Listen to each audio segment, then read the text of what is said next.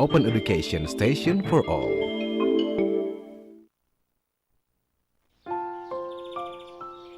Uma, Eni, kita harus berpisah sebentar. Aku akan kuliah di kota demi cita-cita kita. Tunggu aku pulang.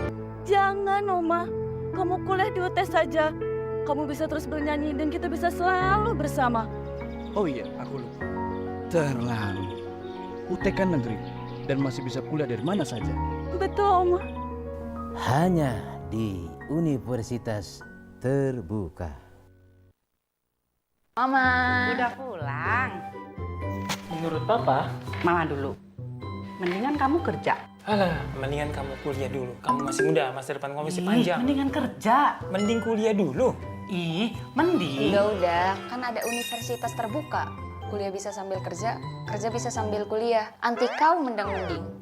Swasta ya? Negeri, Pasti mahal. murah mah. Kalau begitu, mending kamu kuliah. Sambil kerja. Kuliah fleksibel sesuai gayamu.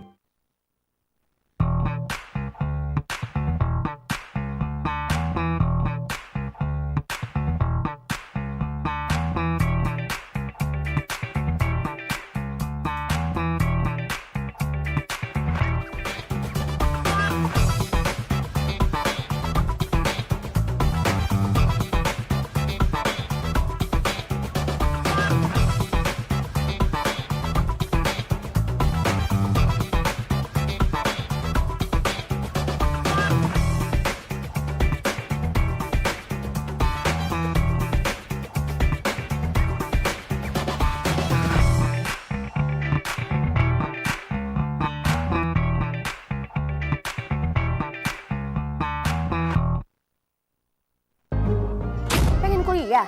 Kuliah di perguruan tinggi negeri. Pusing dengan biaya tes masuk. Bukan cuma itu. Biaya kos, biaya makan, ongkos, kuota mahal. Gak usah galau. Kan ada UT. Kuliah di universitas terbuka. Tanpa ongkos, tanpa kos, iya. Hasilnya, jos.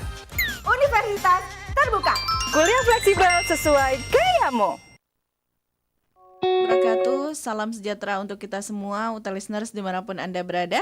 Saya Eka Ardini kembali menemani Anda kali ini dalam program tutorial radio UT Radio, Open Education Station for All. Sehatkah Anda hari ini? Mudah-mudahan semuanya sehat, bahagia, dan juga puasanya juga lancar ya sampai dengan sore nanti. Dan kita kembali lagi di tutorial radio kali ini yang akan dibahas listeners, yaitu terkait dengan structure of fictional elements in literary works. Nah, sudah ada di studio kami yaitu Mbak Anugrah Murtini SSM Home. Apa kabar Mbak? Apa panggilannya? Nunu. Mbak Nunu. Oke, Mbak Nunu sehat? Alhamdulillah sehat Mbak. Dan ini berarti dari program studi apa? Prodi Pendidikan Bahasa Inggris FKIP. Oke, Prodi Pendidikan Bahasa Inggris FKIP ya. Ya, Udah lamakah jadi dosen di UT? Baru Mbak, baru lagi setahun kemarin. Baru Jadi, setahun. Baru tahun 2024 kemarin masuk. Sebenarnya lulusnya itu 2023, tapi dipanggilnya Agustus 2024. Oke, jadi waktu itu nunggu lumayan ya, setahunan ya dari 2000. Setengah tahun Mbak. Setengah tahun. Karena kan kita masuk ke UT itu Agustus, SPMT-nya Agustus. Jadi ya lumayan, pengumuman awal Januari, tapi dipanggil masuknya ini Agustus. Oke, setengah tahun lebih ya Lumayan. nunggunya. Berarti ini hijrah dari Makassar. Iya, hijrah betul sekali. Oke, hijrah pindah ke Pondok Cabe. Pondok Cabe Gimana? sekarang jadi anak rantau Mbak. Ya lumayan sih. Bedanya apa? Bedanya apa ya? Mungkin makanan kali ya. Makanan kalau di sini kan banyak yang manis gitu kan. Sedangkan kalau di Makassar tuh yang pedas-pedas. Ya Yang mungkin pedas-pedas. makanan kayak gitu sih. Oke. Yang membedakan kalau suasana Ramadan kali ya, Iya, di betul Makassar sekali. dengan di Pondok Cabe tuh apa sih yang kerasa? Beduk sahurnya Mbak. Kok kok beduk sahur? Nggak tahu Kenapa? ya, kan aku sekarang lagi ngekos di Merica nih. Ya Allah, kalau jam 2, jam 3 tuh beduk sahurnya, wah lumayan berisik banget. Oh, kalau di Makassar? Dia tuh nggak terlalu sih, cuman paling sahur udah gitu, bangun sahur. Kalau di sini emang kayak beduk ya Mbak? Rame Gitu ya. rame banget ya. Oke. Gitu. Jadi itu sedikit bedanya ya. Sedikit beda, Oke, Dan tapi lumayan lama tuh dari jam 2 sampai jam setengah 4. Ya lumayan lah kita dibangunin. Biasa kan cuma ada beduk maghrib ya. jadi di sini kalau itu udah ternyata nggak beduk nggak sahur. akan mungkin bablas sahur ya. Iya, udah nggak mungkin itu, karena dekat kosan tuh mungkin pusatnya di situ kali ya. Nggak tahu juga. Oke, baik. Nah, hari ini kita mau bahas tentang structure of fictional elements Ya, in betul. literary works ya. So, sebelum kita bahas tentang elemen structure dari fiksi gitu ya. Nah, kita bahas dulu sebetulnya apa sih yang dimaksud dengan literary works atau karya sastra. Ya betul sekali. Jadi teman-teman mahasiswa khususnya Prodi Pendidikan Bahasa Inggris, sebelum kita membahas atau menganalisis elemen-elemen sastra dalam karya sastra itu sendiri, kita harus tahu dulu apa sih itu karya sastra, yang mana sih itu karya sastra. Jadi karya sastra itu adalah hasil cipta seseorang, atau secara umum kalau teman-teman lihat di pengertiannya itu adalah hasil cipta manusia yang dalam bentuk tulisan maupun lisan dan memiliki nilai estetik yang digunakan untuk menyampaikan pesan dari si pengarang.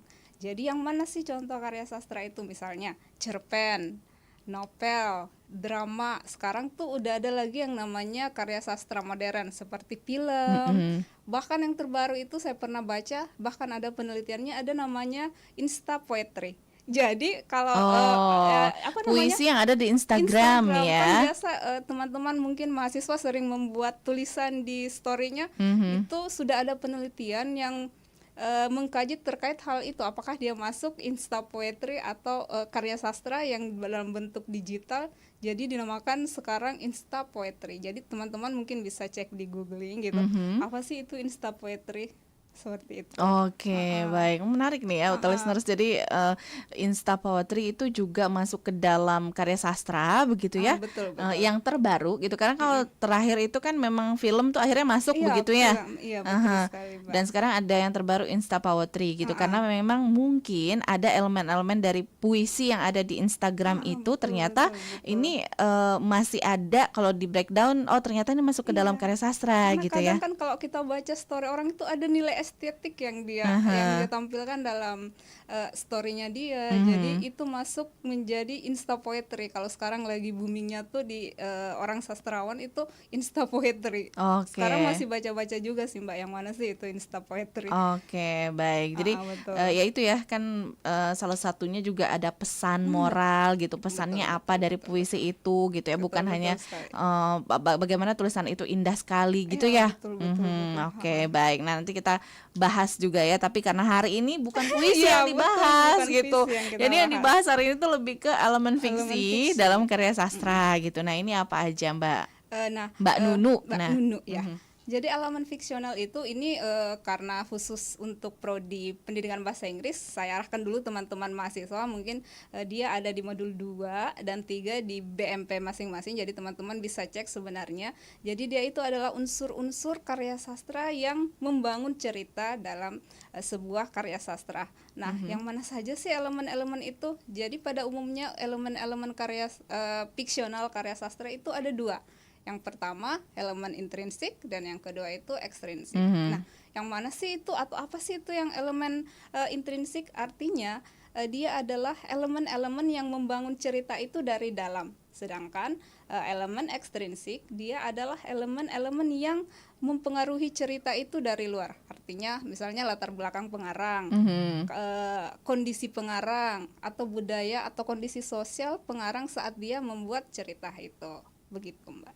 Oke, jadi ini yang akan dibahas adalah unsur-unsur, ada intrinsik dan ada ekstrinsik ya. Karena di modul, karena kita harus referensinya ke modul, dia itu hanya membahas unsur intrinsiknya Intrinsiknya saja gitu. Karena Oke. kan mau menganalisis cerita begitu Mbak. Oke. Mbak Nunu sebelum masuk ke unsur intrinsiknya, karena lulusan sastra Inggris ya, karya sastra atau novel fiksi yang paling disukai apa? Mbak pernah baca Uncle Tom's Cabin? Aha. Aku pakai itu 2 kali di S1 sama S2. Karena Uncle Tom's Cabin itu Harriet Beecher Stowe. Dia kan novel yang dibuat oleh Harriet Beecher Stowe itu pada tahun kalau nggak salah 1850-an. Dan itu menceritakan tentang seorang budak hitam yang menggambarkan kondisi sosial Amerika pada saat itu. Nah, di situ juga dia gambarkan apa ya namanya? Kalau Mbak pernah dengar namanya Fugitive Slave Act, dia itu jelas tergambar dalam novel itu recommended banget untuk dibaca. Oke, ini kayak beda mazhab nih sama saya. Kalau Mbak Nunu nih kayaknya lebih senang sastra Inggrisnya Amerika ya. Iya, betul. Kalau saya lebih senang itu Inggris betul. Jane Austen, gitu, Charles Dickens, nah itu ya. Tapi nggak apa-apa gitu. Betul. Paling Edgar Allan Poe. Oh iya, Betul yang ya. gotik-gotik ya. Gotik-gotik Betul, dari betul. Amerika ya. Oke, siap. Kita lanjut lagi Mbak Nunu. Nah, berarti ada unsur intrinsik dan ekstrinsik. Sekarang kita bedah satu-satu, bedah yang intrinsik ya khususnya ya. Khususnya. Intrinsik nih apa aja? Nah, seperti yang saya jelaskan tadi, kalau intrinsik itu adalah elemen-elemen yang membangun karya sastra itu dari dalam. Nah, apa saja? Yang pertama ada tema. Tema ini adalah gagasan utama atau ide pokok yang menjadi acuan dari sebuah karya sastra. Yang kedua, ada namanya tokoh dan penokohan. Nah, tokoh ini karakter, sedangkan penokohan ini karakterisasi dari karakter. Contohnya seperti apa nih? Jadi misalnya tokohnya Romeo and Juliet. Jadi tokohnya adalah Romeo dan Juliet, sedangkan karakterisasinya atau penokohannya adalah misalnya Romeo, lelaki tampan berumur 25 tahun, naif. Terus kalau si Juliet, perempuan cantik berumur 18 tahun. Jadi seperti itu untuk penokohan. Terus ada lagi yang namanya alur. Nah, kalau dalam sebuah cerita yang menjadi inti dari cerita itu biasanya dikembangkan dari alur. Jadi alur sendiri itu dia ada beberapa rangkaian peristiwa yang membentuk atau membangun sebuah cerita. Alur ini sebenarnya agak panjang kalau mau dijelaskan karena ada 6 tahapan biasanya pada umumnya dalam sebuah cerita.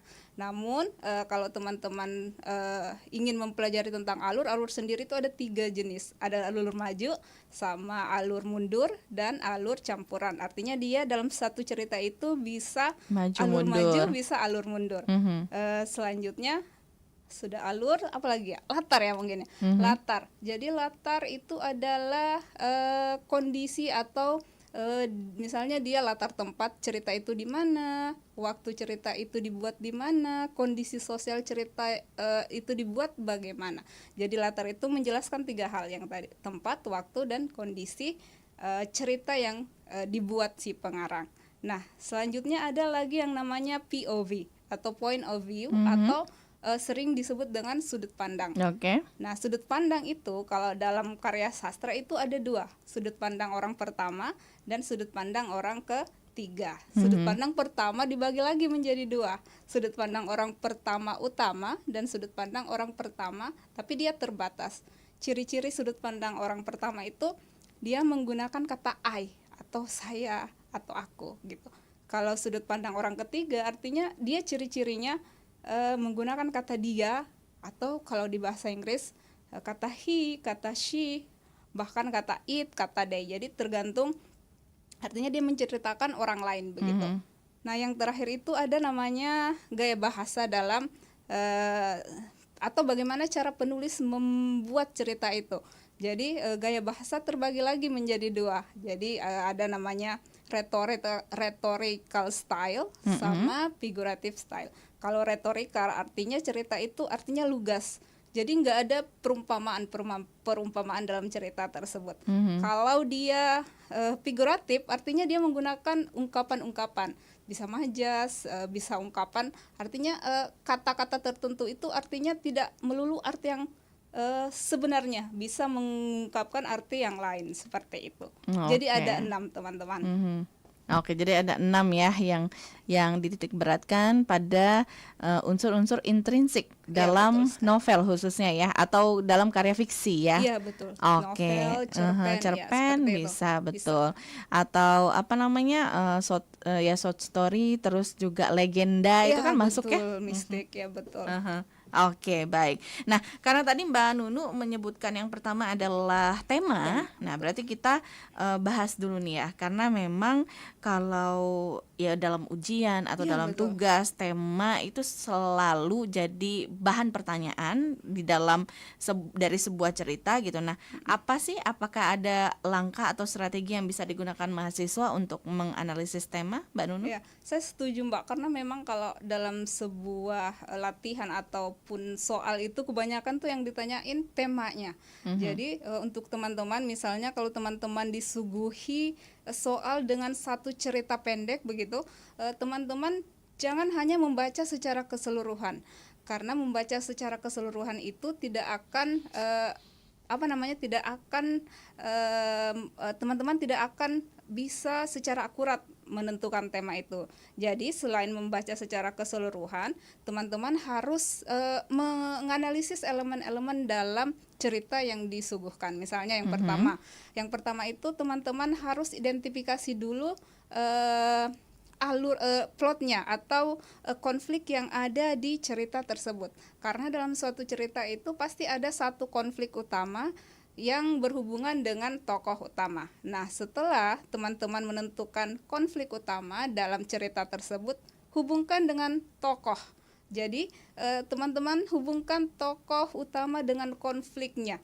Apa sih konfliknya? Bagaimana sih si tokoh utama menghadapi konflik tersebut? Bagaimana konflik tersebut berhubungan dengan tokoh-tokoh yang lainnya, seperti itu. Nah, setelah dapat hubungan tokoh dan konfliknya, teman-teman lihat lagi latarnya. Nah, ini biasanya latar itu memberikan clue yang besar kalau kita mau menentukan tema. Karena latar itu kan dia biasanya dia pasti 3 itu, latar tempat, waktu, dan suasana. Kalau misalnya tempatnya di pedesaan, jadi pasti temanya ini seputar pedesaan. Kalau misalnya waktunya peperangan, pasti temanya itu salah satu perjuangan. Nah, lihat di situ. Jadi teman-teman hubungkan tokoh, konflik, latar. Nah, setelah itu teman-teman bisa menganalisis isi atau makna yang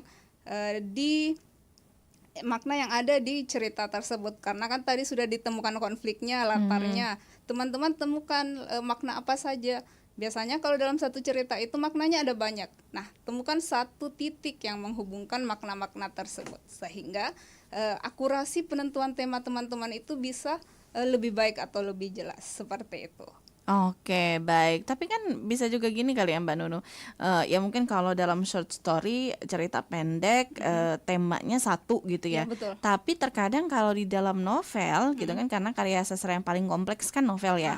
Oke, mungkin tema besarnya satu, tapi bisa jadi Iya, betul. beberapa tema kan dalam satu dia karya. temanya pasti hanya satu, tapi maknanya bisa lebih dari satu. Seperti kan novel itu emang dia kan kompleks ya. Betul. Jadi makanya ada sebuah teori, saya lupa siapa. Jadi tema itu adalah kumpulan makna-makna yang ada dalam sebuah cerita, baik itu novel, cerpen, atau yang lain-lainnya.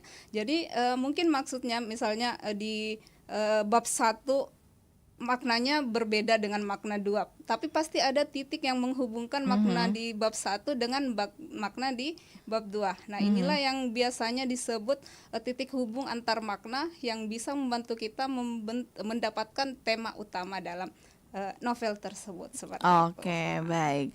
Nah, tadi tema sudah ya, kemudian tadi juga sudah sedikit disinggung terkait dengan alur. Nah, iya. boleh kita bahas tentang alur ya? Alur, ya. Silakan. Betul, silakan. Makasih maksud saya. Jadi alur itu kan biasa disebut juga dengan plot. Seperti tadi di awal saya sudah jelaskan, alur itu ada 3. Alur maju, alur mundur, dan alur campur. Artinya si pengarang bisa menggunakan alur maju dan alur mundur dalam satu cerita. Nah, pada umumnya alur itu ada 6 tahapan. Jadi tahapan pertama itu ada yang namanya eksposisi. Nah, di tahap ini adalah tahap pengenalan. Jadi si pengarang biasanya mulai memperkenalkan tokoh-tokoh yang ada di dalam cerita tersebut. Nah, selanjutnya setelah eksposisi ada namanya tahapan konflik. Artinya di tahapan ini pengarang sudah menampilkan intrik-intrik kecil atau konflik-konflik kecil antar tokoh utama dan tokoh lainnya. Nah, setelah pemunculan konflik ada namanya klimaks. Nah, klimaks ini adalah inti konflik atau bagian paling menarik dari sebuah cerita. Artinya puncak ketegangannya itu namanya klimaks. Nah, setelah klimaks ada namanya resolusi. Nah, di resolusi ini atau dia sudah mulai atau pengarang sudah mulai memberikan solusi. Jadi dari ketegangan tadi ada sudah muncul solusi yang ditawarkan dari pusat konfliknya tadi. Nah, setelah resolusi ada lagi yang namanya epilog.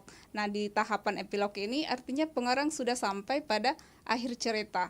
Jadi pengarang sudah membuat kesimpulan. Nah, di tahapan epilog ini kita sudah sebagai pembaca kita juga sudah bisa paham, oh artinya cerita ini sudah habis sampai di sini, atau bahkan cerita ini kayaknya masih bersambung sampai cerita 1, 2, dan 3. Jadi untuk alur itu sendiri ada 6 tahapan. Nah, untuk dihubungkan di alur maju mundur itu tergantung pengarang. Dia mau konflik dulu atau mau langsung epilog dulu. Biasanya kan seperti itu ya kalau alur maju mundur. Kalau alur maju pasti tahapannya yang 6 tadi. Kalau alur mundur biasa dari konflik dulu, konflik utama dulu. Terus dilebur menjadi eksposisi lah atau langsung epilog seperti itu. Oke, baik, ini menarik ya listeners. Nah, selain itu tuh ada loh Mbak yang bahas alur erat dan alur longgar. Jadi katanya kalau alur longgar itu dia nggak ketemu, nanti ketemunya di satu titik, bisa di akhir gitu ya, atau di pertengahan gitu. Sementara alur erat itu ya dari awal sampai akhir tuh ngiket terus ceritanya. Ya, betul itu, betul. Tapi kadang itu udah masuknya di karya sastra modern ya. Karena kan dulu itu strukturnya itu pasti seperti ini, pasti alurnya itu kalau nggak maju ya mundur. Jarang karya sastra yang dulu itu menggunakan alur campuran, mau alur longgar kayak alur ketat, pasti dia pengenalan dulu. Coba kalau di teman-teman baca pasti ini untuk karya klasik ya. Yang klasik ya, betul. Oke, jadi kalau yang modern memang lebih banyak pengembangannya gitu. Apa ya? Freedom gitu ya. Bebas banget untuk nulis betul, gitu ya. Oke. Kan kalau kita lihat puisi pun dulu kan ada tuh hitungan rimanya, ada tuh, kalau sekarang kan udah beda banget ya. Terutama kalau insta poetry itu menurut saya masih mind blowing gitu. Oke. Tapi ya jadinya karya sastra tuh makin luas gitu ya Mbak ya. Oke. Makanya saya pernah baca juga tuh salah satu buku yang memang akhirnya punya, ya saya pikir itu salah satu karya yang alurnya longgar gitu. Itu karya Alan Folsom, The Day After Tomorrow judulnya. Iya. Jadi karena dari bab 1 sampai berapa tuh nggak ketemu gitu, ternyata ini tuh masih satu bagian ya gitu. Nah itu biasanya sih ketemu di ending gitu. Ketemu di ending gitu ya. Oke, itulah ya, makin tahun penelitian juga makin banyak gitu ya, karya sastra, terus juga kategorinya makin banyak lagi. Kita break dulu, nanti kita bahas sudut pandang ya di segmen 2. Listeners jangan kemana-mana, tetap bersama kami di UT Radio, Open Education Station for All.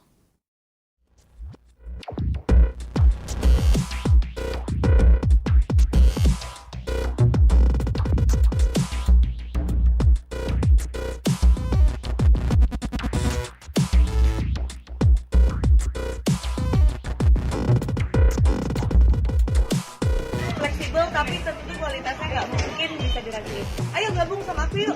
Dah.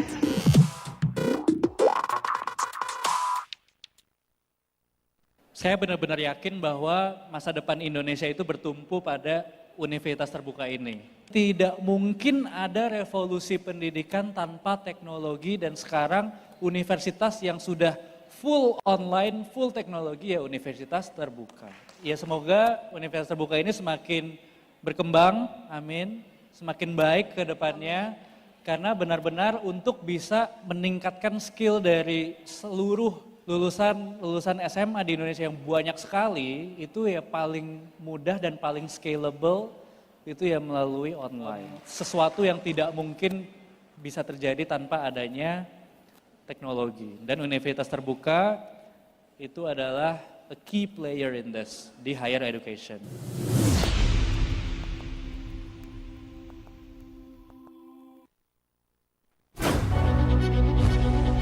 Sejak Universitas Terbuka diresmikan, kami telah menjadikan teknologi komunikasi digital sebagai alat perkuliahan. Dengan peralatan yang canggih dan tentunya dukungan tenaga profesional, serta sarana-prasarana yang sangat memadai untuk mendukung terselenggaranya pendidikan dan pembelajaran mahasiswa UT melalui berbagai modus pembelajaran berbasis teknologi dan diseminasi inovasi. Inovasi tiada henti terus kami lakukan untuk menjadi universitas yang network, digital, dan virtual. Telah menjadi pegangan bagi mahasiswa bahwa UT sangat mengikuti perkembangan zaman, bahkan menjadi pelopor kampus digital di Indonesia. Jangan ragu untuk bergabung bersama kami dalam menggapai cita-cita. UT menjangkau yang tidak terjangkau. Hanya UT yang bisa begini.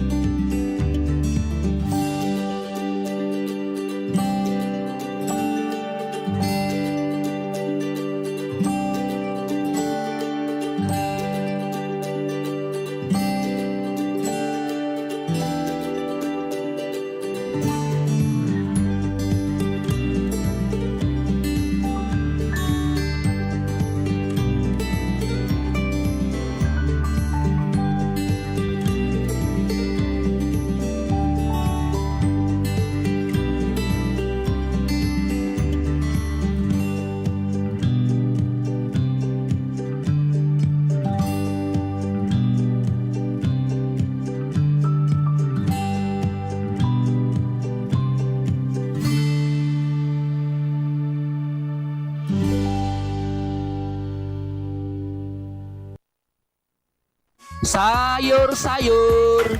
Harga-harga sekarang pada mahal. Tiap hari masuknya kangkung terus. Lihat tuh, udah jadi PNS. Padahal kuliah aja enggak. Pasti sarjananya beli. Dia kan gak pernah kelihatan pergi kuliah. Tiba-tiba udah ada gelar SIP. Permisi. Ibu-ibu ketinggalan berita nih. Dia kan kuliahnya di universitas terbuka. Kuliahnya bisa di mana aja, kapan aja, kampusnya negeri, biayanya kagak mahal. Kalau kata anak saya nih, fleksibel. Kok abang tahu UT? Ya tahu dong, anak saya yang nomor 1 PNS guru, lulusan UT. Nah yang nomor 2 sekarang udah semester 5. Wah hebat abang ini, jualan sayur anaknya kuliah semua. UT itu kan mahasiswanya beragam, dari mulai kalangan elit sampai ekonomi sulit kayak saya. Kuliah di mana aja dan kapan aja, cuma UT yang bisa begini. Setiap hari selalu kuawali dengan yang aku mau. Bebas tapi bertanggung jawab, fleksibel tapi pasti. Hari-hariku dipenuhi dengan semangat untuk kuliah dan meraih profesi. Karena aku mampu mandiri, UT menempaku untuk mandiri. UT memberiku kesempatan belajar kapan dan di mana saja. Dan tentu saja bisa mengelola waktu untuk belajar dan bekerja.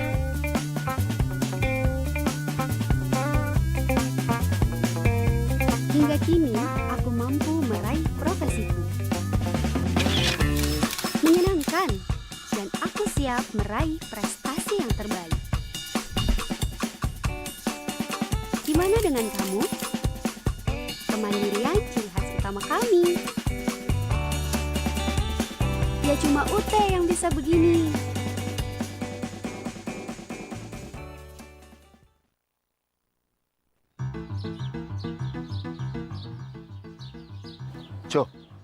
Itu Teguh gimana ngajak-ngajakin warga kuliah itu gimana? Hah? Mas Teguh, saya dengar dari warga kamu itu ngaku mahasiswa dan kamu ngajak-ngajak warga kuliah. Kamu itu kerjanya di rumah terus, mau nipu ya? Masih bersama kami dalam program tutorial radio UT Radio Open Education Station for All. Dan kita lanjutkan lagi ya. Kalau tadi sebelum break kita bahas tentang alur gitu atau plot. Nah kemudian di segmen ini kita mau bahas tentang sudut pandang ya. Silahkan, apa yang mau disampaikan Mbak Nunu? Jadi teman-teman, sudut pandang itu adalah bagaimana cara pengarang menyampaikan cerita kepada pembaca. Pada umumnya sudut pandang itu ada dua. Sudut pandang orang pertama dan sudut pandang orang ketiga. Sudut pandang orang pertama itu ciri-cirinya pasti dia menggunakan kata, kalau di bahasa Indonesia ya, dia pakai kata saya atau aku. Nah, kalau di bahasa Inggris jelas dia pakai I. Nah, jadi kalau sudut pandang orang pertama itu dibagi lagi teman-teman menjadi dua. Jadi sudut pandang pertama, pelaku utama, artinya si pengarang itu menceritakan tentang dirinya. Jadi sepanjang cerita itu pasti teman-teman temukan kata I bla bla bla, I bla bla bla, atau saya bla bla bla, aku bla bla bla. Nah, kalau sudut pandang orang pertama, pelaku sampingan, artinya si pengarang itu tetap menggunakan kata aku, tapi yang dia ceritakan itu orang lain. Jadi pelaku utamanya itu orang lain. Nah, selanjutnya ada lagi yang namanya sudut pandang orang ketiga. Nah, orang ketiga ini adalah ciri-cirinya dia menggunakan kata dia atau langsung menggunakan nama orangnya.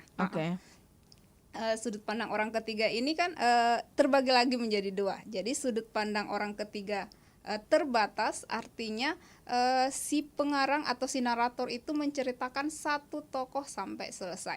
Jadi ciri-cirinya tadi menggunakan kata dia atau nama orang, atau kalau di bahasa Inggris kata he, kata she, atau nama orang.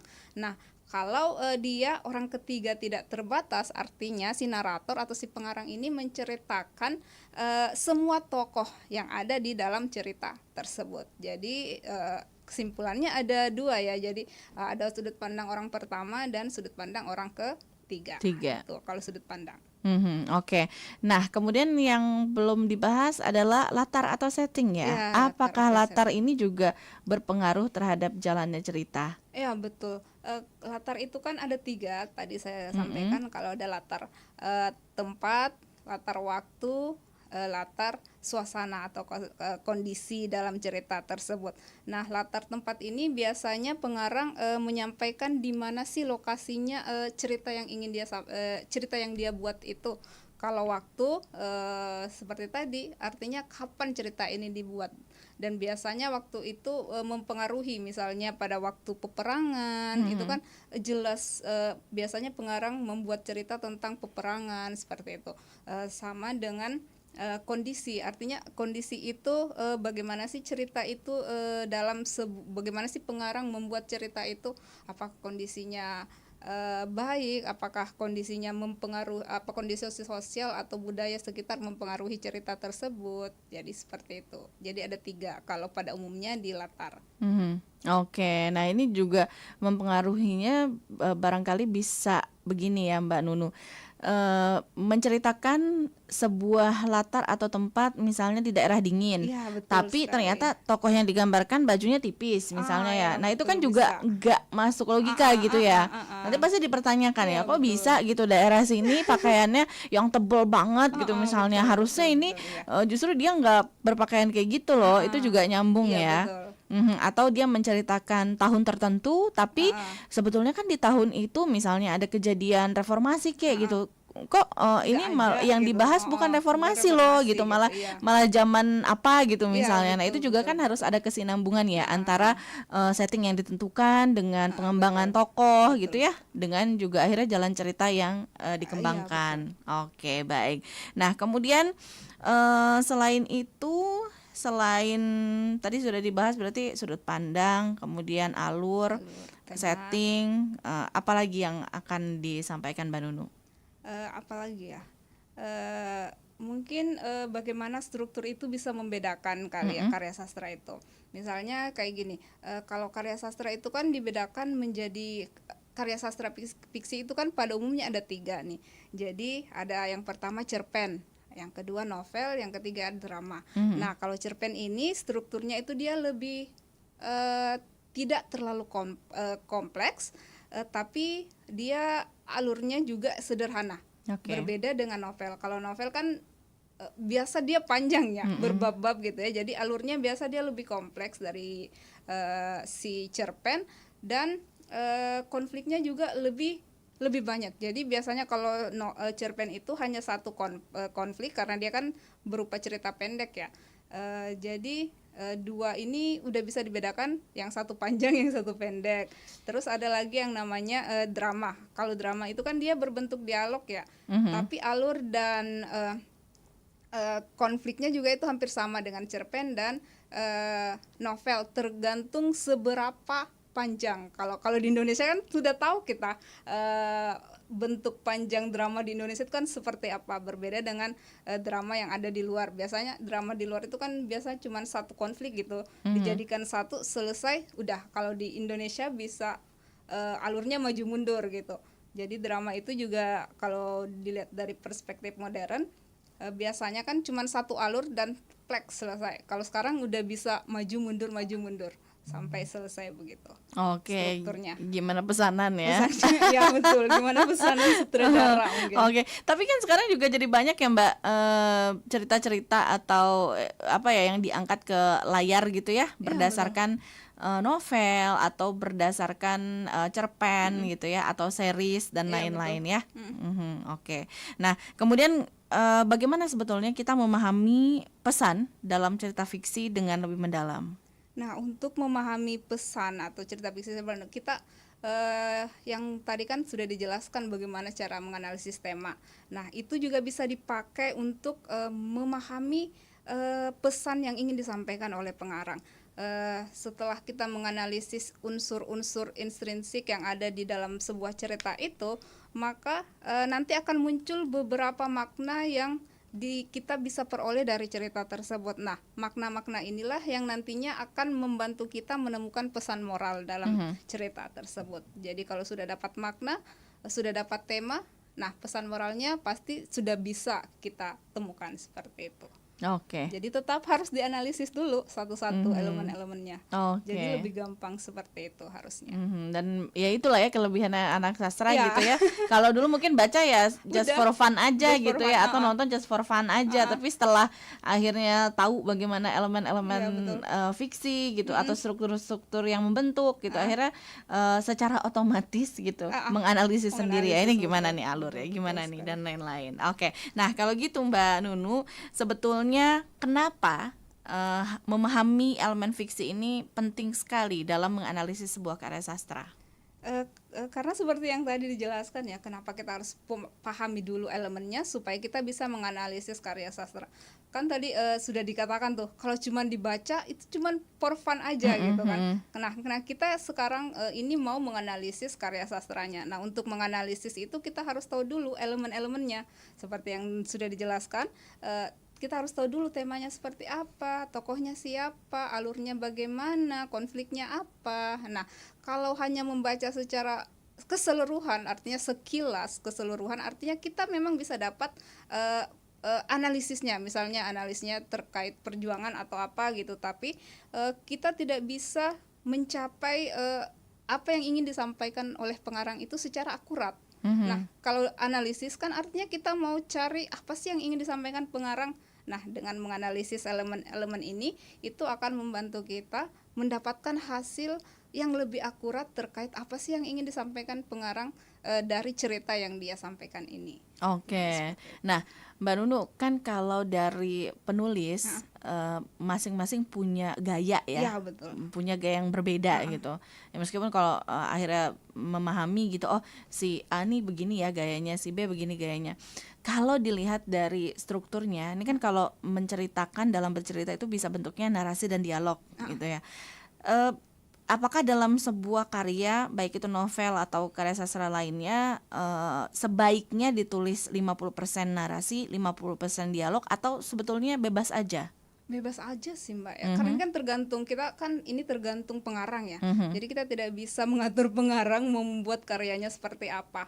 Namun itu tergantung lagi sama pembaca, apakah pembaca itu mengerti karyanya. Misalnya Mbak ngeluarin karya nih, nah Mbak nulisnya 50-50, ada narasi, ada dialog. Jadi kan tergantung pembacanya. Jadi saya nggak bisa bilang nih bagusnya yang mana nih, karena ini kan perspektif dari pembaca. Jadi itu tergantung pengarang sih Mbak, dan bagaimana pembaca itu menanggapi hasil karya si pengarang itu. Karena kalau saya bilang lebih bagus dialog semua, kan si A mungkin nggak setuju, bagusan narasi loh semuanya. Jadi itu terbalik lagi ke perspektif dari pengarang dan perspektif dari si pembaca itu. Jadi kalau menurut aku sih nggak ada batasannya gitu. Oke.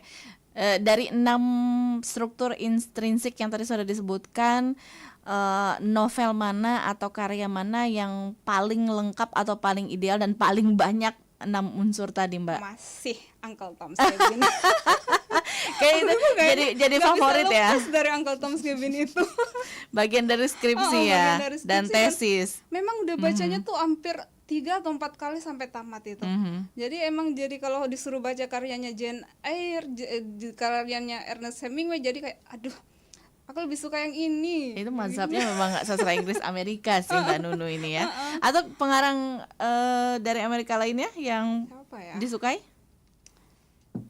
Edgar mungkin lumayan ya. Edgar Allan Poe aku nggak terlalu banyak suka sih, karena waktu skripsi itu fokusnya cuman ini loh, si Harriet Beecher Stowe itu.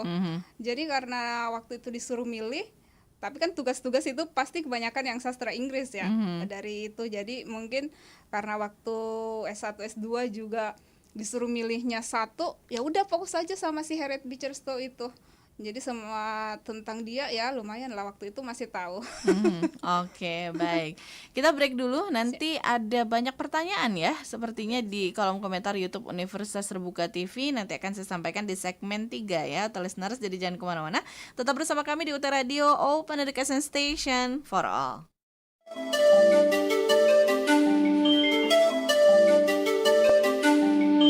Anda sedang mendengarkan UT Radio, Open Education Station for All.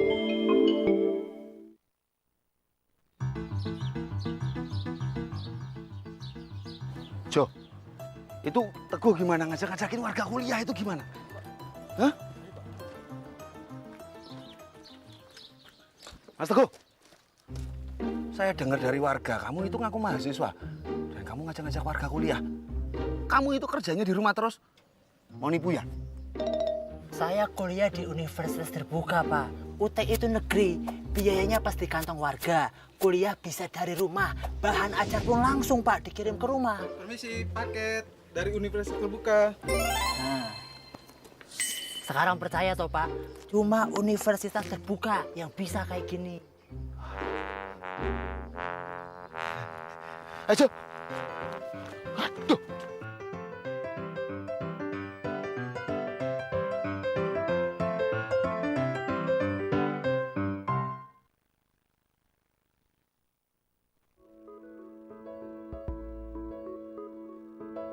Wah.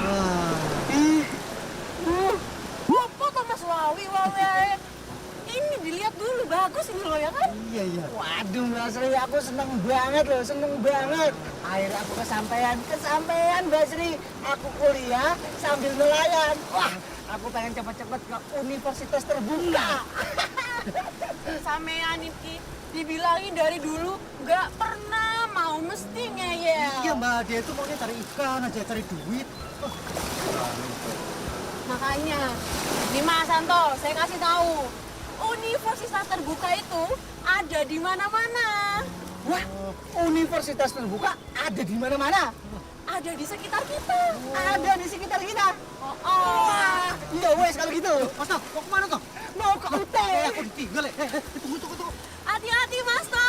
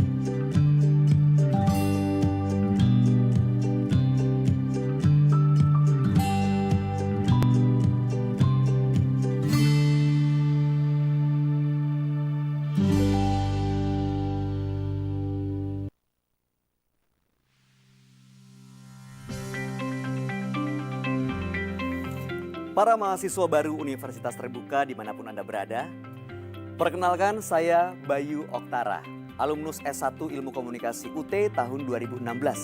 Saya dan seluruh sivitas akademika Universitas Terbuka mengucapkan selamat bergabung di Universitas Terbuka.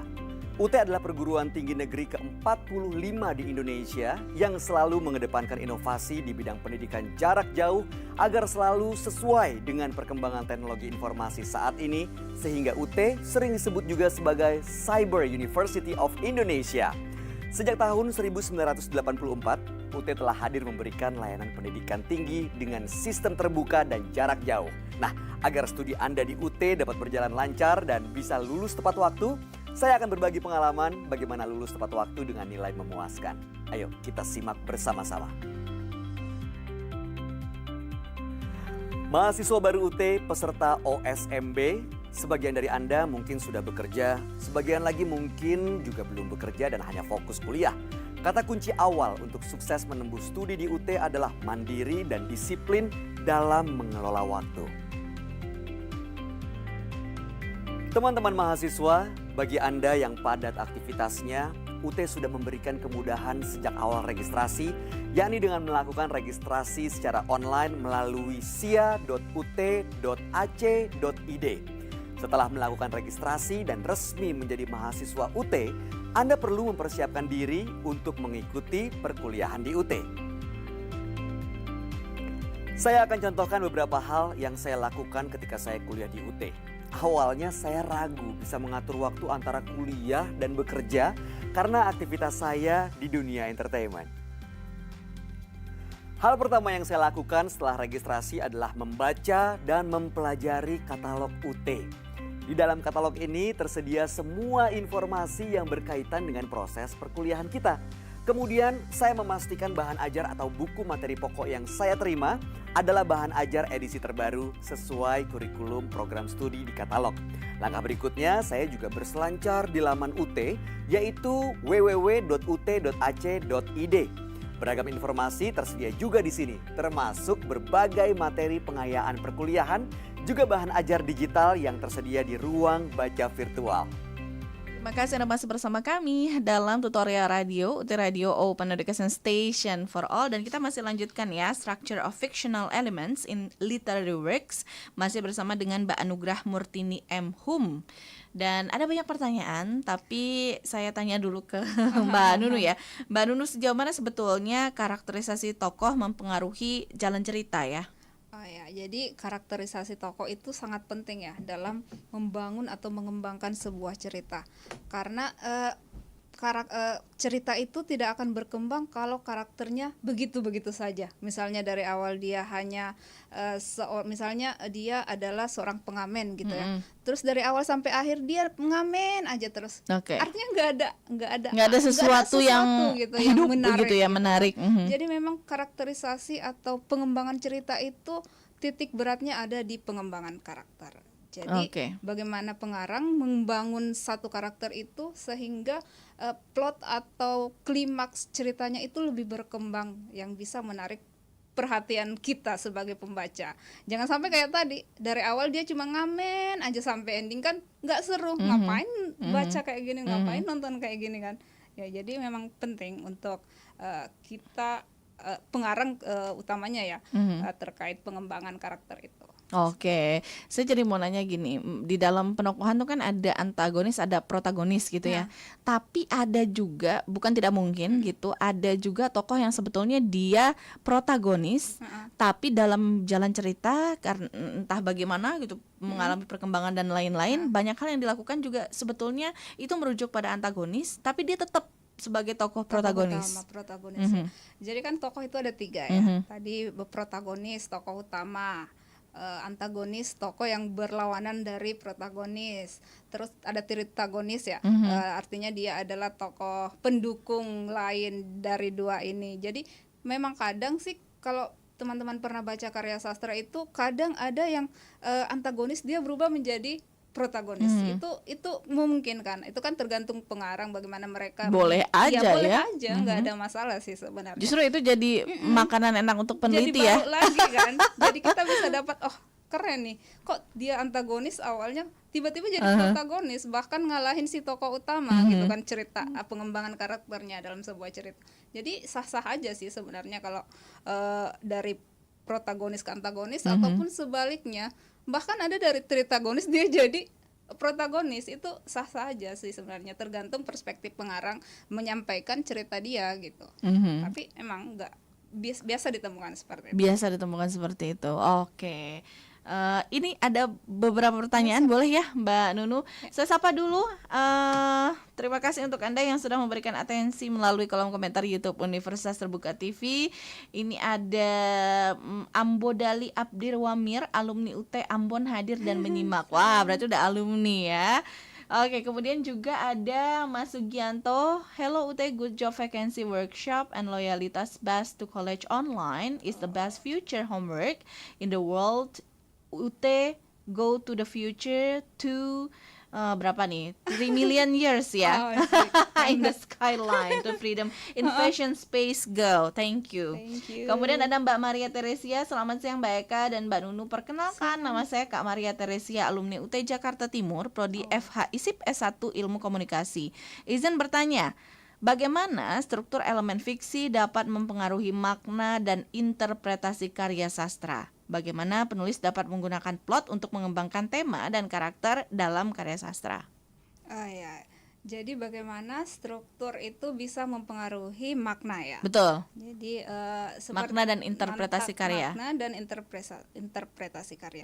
Jadi seperti yang dijelaskan tadi ya, untuk menganalisis sebuah karya sastra itu kan kita ini secara detail ya, walaupun sebenarnya bisa untuk orang awam cuman membaca secara keseluruhan, tapi ada baiknya teman-teman menganalisis satu persatu elemen-elemennya, karena dengan menganalisis satu persatu elemen yang tadi mulai dari tema, tokoh, itu kita bisa dapatkan kan pada dasarnya si pengarang atau si pembuat cerita ini dia punya makna tersirat maupun tersurat dalam sebuah karya yang dia ciptakan atau yang dia buat. Nah, dengan memahami struktur ini, artinya kita bisa melihat apa sih yang ingin disampaikan si pengarang, misalnya dari tokoh tadi, dengan mengembangkan seperti yang saya jelaskan tadi, si pengarang, si pengamen. Kalau si karakter pengamen itu datar dari awal sampai akhir, itu dia plotnya nggak ada gitu, jadi dia belum memberikan ketegangan atau plot yang menarik dalam sebuah cerita seperti itu. Nah, untuk interpretasi itu kan tergantung kita sebagai pembaca kan, tergantung kita perspektif dan beda-beda kita. Ya. Iya, itu beda-beda sebenarnya. Misalnya kalau tadi ceritanya masih si pengamen ini karakternya cuman gitu-gitu aja sampai akhir, mungkin satu orang ada yang suka. Mungkin kalau kita orang sastra kan, ih apaan sih, itu karakternya dari awal ngamen aja terus. Nah, tapi si B mungkin keren banget dia dari awal ngamen sampai kumpul duit berapa gitu kan. Itu kembali lagi ke perspektif pembaca.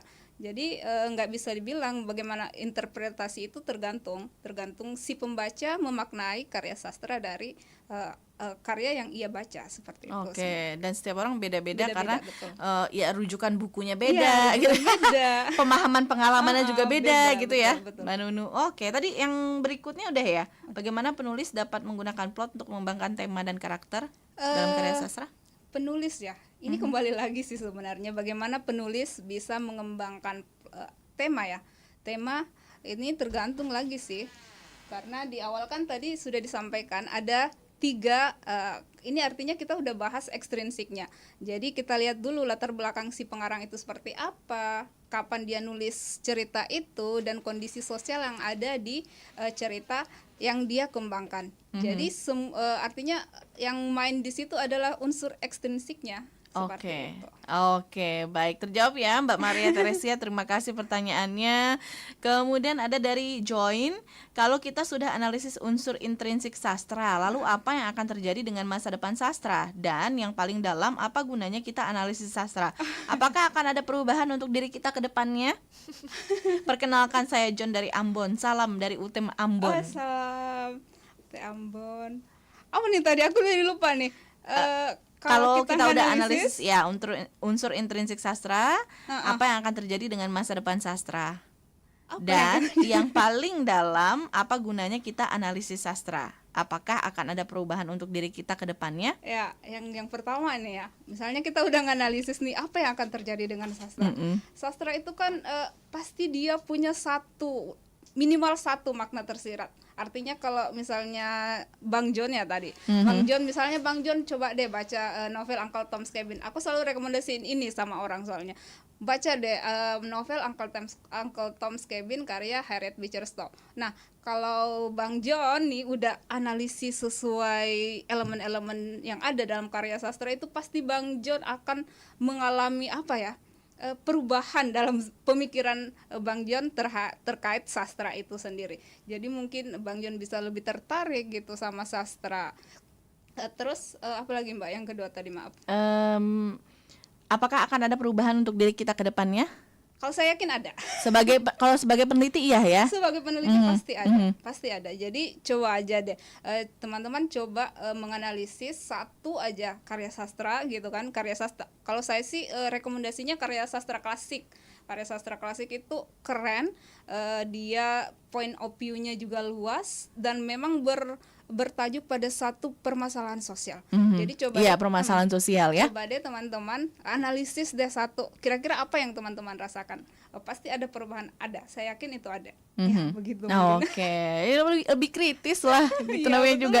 Ya kan kalau udah menganalisis tuh pasti lebih kritis gitu. Betul sih ya. Jadi kalau karya klasik itu memang lebih banyak tentang keadaan sosial gitu ya, interaksi sosial gitu ya. Even misalnya dikemas dengan unsur-unsur budaya atau percintaan sekalipun.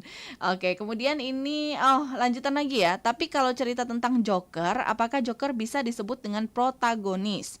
Padahal dari cerita lain Joker selalu digambarkan sebagai antagonis atau musuh dari Batman. Joker ya. Jadi aku udah pernah nonton sih filmnya Joker, baik itu yang film pribadi dia ya, yang Joker dia kan protagonis ya, tapi sifatnya antagonis kan. Ya nggak masalah sih. Dia ada dua karakter, artinya dia pemain utama tapi sifatnya antagonis gitu kan. Tapi kalau di dalam penelitian tetap disebutnya an analysis of the main character ya, gitu aja kan Mbak Nunu. Kecuali memang kalau teman-teman mau nganalisis antagonisnya. Ya, spesifiknya, betul. Jadi tergantung penelitiannya seperti apa. Betul. Tinggal judulnya aja ya Bang John. Betul sekali. Iya, jadi kalau misalnya spesifiknya Joker ya udah an analysis of character gitu, of Joker in the movie apa gitu misalnya ya. Tapi kalau misalnya spesifiknya antagonis ya udah antagonis analysis gitu misalnya. Betul. Oke, nah ini ditambah lagi nih di bawahnya. Saya pernah coba analisis sastra tapi lebih sakit ketimbang dibaca santai. Betul. Makanya aku selalu nawarin tuh, coba deh kalian baca Uncle Tom's Cabin. Kalian pasti nangis deh itu kalau bacanya benar-benar yang dianalisis sedalam-dalamnya gitu. Oke, betul. Kayaknya juga mahasiswa saya juga sakit ya, karena kadang-kadang kok datanya cuma segini. Iya kan? Memang kurang, Miss. Kamu mau mau meneliti apa latihan di kelas? Ya Miss, cari lagi kan. Mbak Maria Teresia, terima kasih banyak Mbak Nunu untuk jawaban dan pembahasannya, sangat menambah wawasan. Selamat menunaikan ibadah puasa Mbak Nunu. Oke.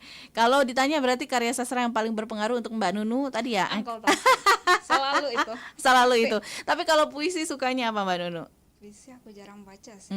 Negaranya siapa ya? William Shakespeare mungkin. William Shakespeare. Kalau penulis Indonesia favorit? Aku jarang baca sih Indonesia. Aku belum pernah baca Indonesia. Aku belum pernah baca Indonesia sih. Gak baca Indonesia? Gak baca Indonesia. Oke. Maaf ya.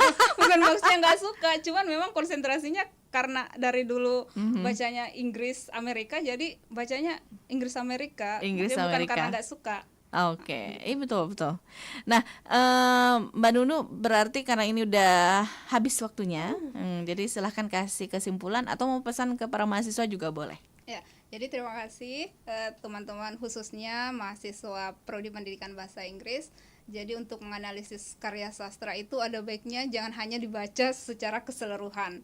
Untuk menganalisis itu teman-teman bisa menganalisis dari unsur intrinsik, unsur ekstrinsik. Jadi apa yang ingin disampaikan oleh pengarang atau apa pesan moral dari pengarang yang ingin disampaikan dalam ceritanya itu bisa tersampaikan secara akurat. Jadi seperti yang saya jelaskan tadi, intrinsik itu ada 6 dan ekstrinsik itu terkait latar belakang si pengarang. Mungkin demikian dari saya. Terima kasih. Oke, Mbak Nunu terima kasih untuk waktunya, untuk sharingnya. Mudah-mudahan nanti ketemu lagi, kita bahas yang lainnya yang lebih seru ya. Sukses selalu. Amin, makasih teman-teman, makasih. Baik, listeners dimanapun Anda berada, demikian tutorial radio kami membahas tentang structure of fictional elements in literary works bersama dengan Mbak Anugrah Murtini M. Hum dan saya Kak Ardini pamit. Sampai ketemu lagi. Assalamualaikum warahmatullahi wabarakatuh.